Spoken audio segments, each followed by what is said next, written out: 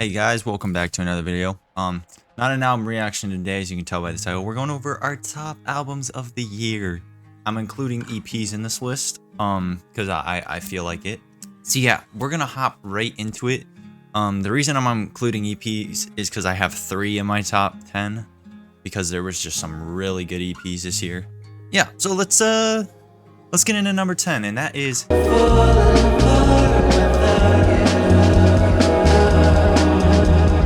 only reason I feel like there's a lot of people like this. I don't want to say it for sure, but Quadeca went on tour with him, and that's how I found out about him. And I was like, okay, let me go check out his music. And I just like I love this EP. This EP is like the first thing that got me into him. And then I listened to the long and short of it. That's like maybe the first time I've ever read out the album name, but I literally, it was like in my top 5. I had a song in my top 5 for the year. Anyways, yeah, so quickly, easy listening. This is one of those EPs that like it just goes by in like 2 seconds, but the whole time it's just like bliss. Like you are just in another dimension. Like sonically, this is probably one of the most interesting projects I've heard in a while. I feel like I'm inside of an alien ship watching the music industry from the 60s and 70s unfold. Part of me wishes that this was a whole album, but I will take what we got. And yeah, I gave this an 8.3. Now let's move on to the next one, number 9. And this isn't an album. This is an album. I feel like this is in most people's top 10. That's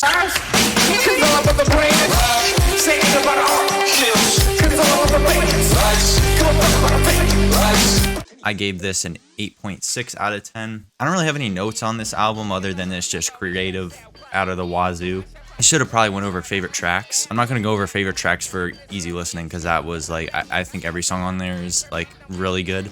It's kind of like a 15-minute song in its own. But for Scaring the Hose, I would say my favorites are Where You Get Your Coke From, Kingdom Hearts Key, Garbage Pail Kids, and then the title track Scaring the Hose. Those are probably my favorites. Yeah, just a really creative and like inspiring hip-hop album that feels fresh, and there's like so much going on in the production. It's so thick and densely layered. So shout out to JPEG Mafia and Danny Brown on Scaring the Hose. Anyways, let's get into number 8, and that is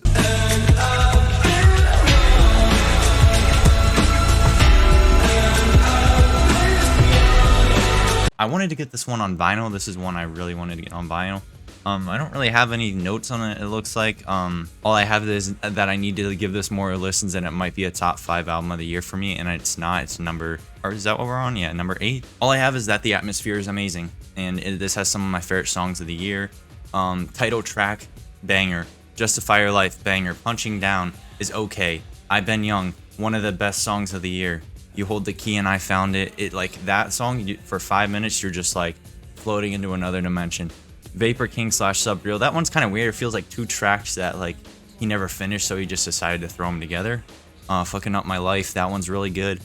Ooh Rap-A-Ya, the title track, amazing. And then the closer is just pure.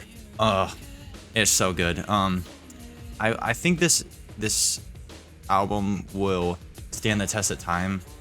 I went back and listened to his 2018 album Slide, and there was a couple good songs on there, but I think this is just like, as an experience, this is like so much better.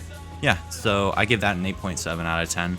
Anyways, we're gonna move on to the next one, and this is one, number 7. I actually did a video on this one. This is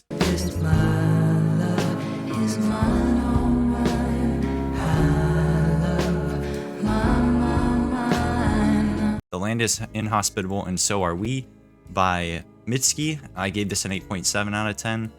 Yeah, if you want to see my thoughts on this album, go watch the reaction to that. A lot of like really like just quick, short, to the point folk songs that are amazingly written. Beautiful production, mix is amazing. Yeah, favorite songs on there is Heaven, I Don't Like My Mind, The Deal, My Love, Mine, All Mine. That one went off. If you watch my reaction, that was my favorite song on there, and for a reason. It blew up. I think it has like a couple 100 million streams on Spotify. Stars, amazing the way that builds. I Love You, I Love Me After You, the closer, just like transports you to another dimension. If you want to like see any of my other thoughts on the album, Go watch the reaction. Anyways, let's move on to number 6. Don't go back. Don't go back. I initially gave it an 80 or 8 out of 10. And I knew it was gonna grow on me because I loved like Spirit 2.0. I wasn't completely sold on when I first heard it, and then it quickly became one of my favorite songs of the year. And then Suspended and Jonathan L. Siegel are probably in my top 10. They're interchangeable. They're both amazing. Jonathan L. Siegel, like, it matches the way today is. Like, it's beautiful outside. Like, I love listening to that on like a sunny day. It does kind of have a weaker finish than the start of the album. I wish the last couple songs were better. Like Evidence kind of drags on. What If You Hypnotize Me is pretty good. Rose Tint is a little short. I wish he expanded upon that song, but the first 5 or 6 songs, the first 6 songs are amazing. And I'm like one of those people that I'm not really a fan of Only. I felt like Only was a little lackluster. Like the mix, I feel like it needed more dynamics. But yeah, I gave this an 8.8 out of 10. But like the first 4 days it was out, I listened to it on repeat a lot. Yeah, so favorite songs on here are Spirit 2.0, Suspended, Jonathan L. Siegel, Can't Go Back. Can't Go Back is one of the most underrated songs on this album. I do want to get that one on vinyl eventually. Anyways, we're gonna move on to number, what are we on?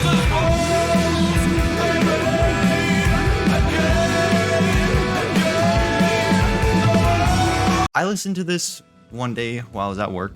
I work from home, but while I was working, I just saw this on Album of the Year, and I've been meaning to listen to it since it dropped because the album cover really intrigued me. Yeah, so I gave this a 9 out of 10. This is probably one of the most delicate and like layered productive jazz rock. I don't even know what I'm saying. The production's crazy. Okay, the opening track, I gave it an 8.2, but I think that it needs to be a little bit higher. Track 2 is incredible. Track 3 is amazing as well. The saxophone on that goes nuts. And then the outro was just okay, but this kind of immediately blew me away. The first time I heard it, I was like, wow, I can tell I'm gonna love this just off the first track. It is amazing. Just very layered production and something I hadn't really heard. I was just expecting the jazz elements are what really sold me on the album, because I'm not the biggest fan of like rock or like, I like rock, but I've just heard so much of it growing up that I need like some flair, something special about it, you know? And that really had it. Anyways, let's move on to number 4.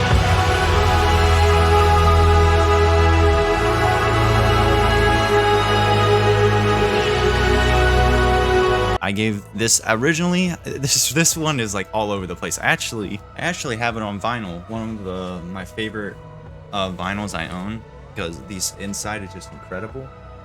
This is from 1983, and yeah, that's what they used the album cover for. Incredible record, slow rock, cinematic, just beautiful. Originally, I gave this a 9.5 out of 10, and all I had as for notes is I Can See the Light. And then I dropped it down to an 80. I said it grew off of me heavily, and then I got it on vinyl. And let's just say vinyl, just like, it reminded me why I love this album, like originally. I was very sleep deprived the first time I heard it, so I just felt like I was witnessing the second coming of Christ. Then I went from an 80 to a 90, and that's where we're at right now. Favorite tracks are Skell, Clotor, Cleter. I don't know how to say it. Track number 4 is one of the best songs of the year as well. Andra and Gold are really good. Track 8, it's like 9-minute song, but I haven't really heard this album much since I bought it on vinyl. Yeah, but as a whole experience, I don't really see like, the only song I would like pick out of this to like throw in a playlist is like Plateau, is like, it just like the last chorus like kind of just blows up, and the way it like fills the headphones is incredible. Even on vinyl it sounds crazy. But yeah, that's one of my favorite songs of the year. I listen to that so much. But as a whole experience, it's like a 9 for me. Anyways, let's move on to let's move on to album number 3 of the year, which is actually an EP. I want you when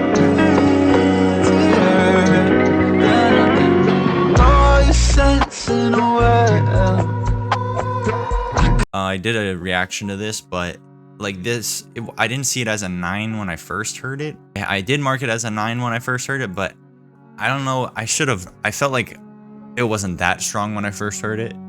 But even if I tried easier, some of my favorite, those two are probably some of my favorites. I think even if I tried, I have it as a 9. It might be a 10 for me. I love the way, I hope he goes in that direction with his music. Guess Who is growing on me quite a bit. I have it at an 8. It's probably like an 8.5 for me now. And Easier is just, it's beautiful. Nothing else I can really say about that. I'm excited to see where he goes. I know he canceled Scrapyard 4, but I'm excited to see where he goes with like the Scrapyard series in the next month or so. Anyways, I don't really have anything else to say about that. I did a reaction to that. You want to see it? Go check it out. Anyways, let's move on to number 2, and that is...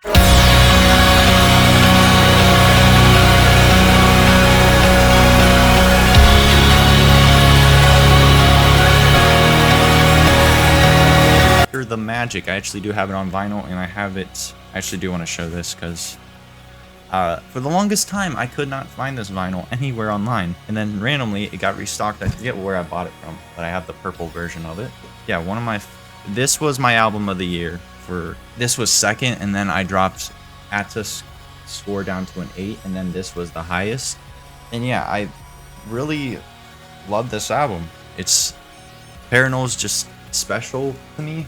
I can't wait to see what he releases in the future. I love his production, so layered, so thick. I gave this a 9.1. Literally, I remember when I first heard this. So it was like the day after my birthday. That's what I have marked on here on Album of the Year. It was the day after my birthday. I remember I was going to bed and I was like, let me put on an album. And this was when I was first got on the Album of the Year, was around my birthday, like February-ish. I went on here like last year as well, but this is when I started actually posting my reviews just to document like what I thought of albums. I remember Polaris started. I'm like, okay, this is pretty. And then that middle section, right when that wall of sound comes, I knew this album was going to be special. And I did hear We Shine at Night once before the album. And let's just say that first 6 or 5 track run is probably the best album run I've heard in the last, like, other than Quadeca's album last year. It's probably a top 5 album run for me, like track run. So yeah, favorite tracks, Polaris. I could just say the first 5 are amazing, but the last 6 to 10 are okay. Track 8, Sounds Inside Me, Waves Inside You, is probably my favorite in the last half of the album. I have that at a 9, but yeah, Polaris is a 10 for me. Arrival's a 10. We Shine at Night's a 9.6. Parade was my song of the year for a while. That's a 10.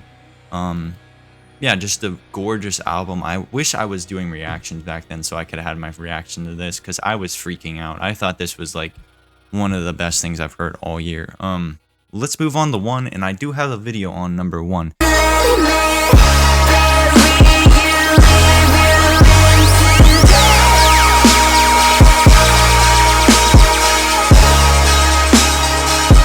Like, I first heard it when I was working. I used to work at Walmart, and I was working just a normal day, you know, just doing my due diligence and my duties. And when that first track, Lost, hit, and I heard that first Lost just fill my head, my one earbud, I'm like, man, I really need to, I'm not giving this album the proper attention it needs.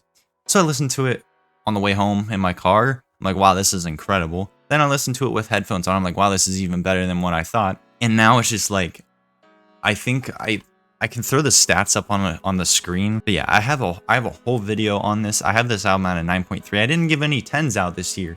What the heck? I haven't given a 10 out.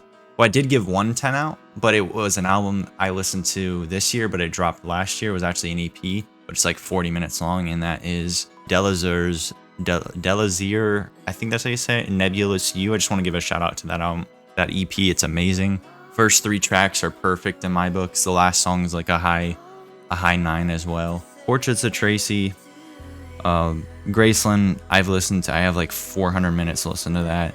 I have 2,554 minutes listened to Drive Home.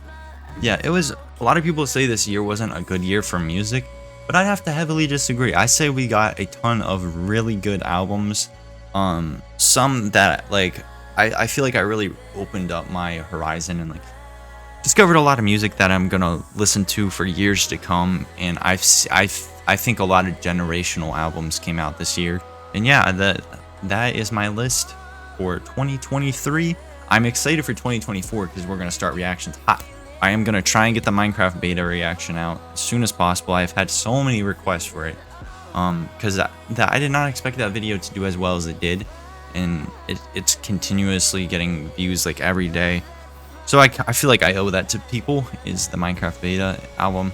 So yeah, that was my top 10 albums of the year. Let me know what your guys' top 10s are down below, and what other albums you want to see me react to. I do have a list of like albums I want to get to, and I've been saying this like the last 3 videos. I need to react to a couple of things like that have been heavily requested, like the couple Mitski albums and the Minecraft beta. So yeah, anyways, I will see you guys in the next one. Like, subscribe, peace out.